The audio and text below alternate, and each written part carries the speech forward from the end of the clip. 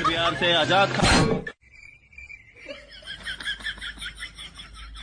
अरे तुम्हारी बहन का जगह तो बता दे करो। क्या तुम्हारे आंसू सूख गए भगवान? खेतों में रिपोर्टरी करने के लिए किसान भाई से पूछते हैं कि वो खेत में क्या कर रहे हैं। आइए बने रहिए।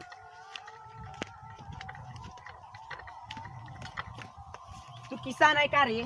नहीं, मोदी के दामाद हैं। ते मार देबे। ते मार देबे। ते मार देबे। देबे। मेरा नाम है क्या है मेरा नाम?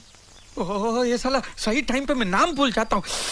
अभी मेरे को किसी ने बोला कि मणिलाल किधर जा रहा है, तो अभी बोला अब मणिलाल। हाँ स्मार्ट है।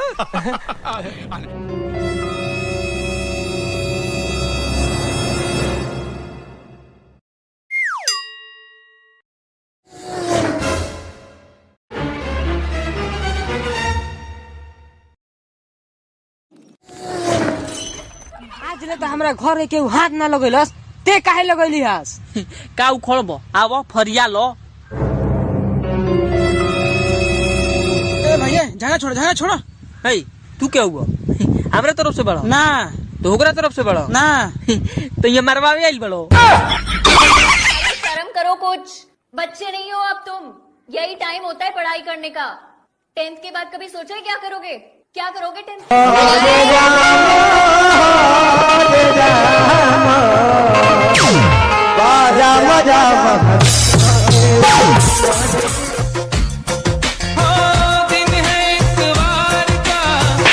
बाग सर अतवार रही था छुट्टी ना मिली।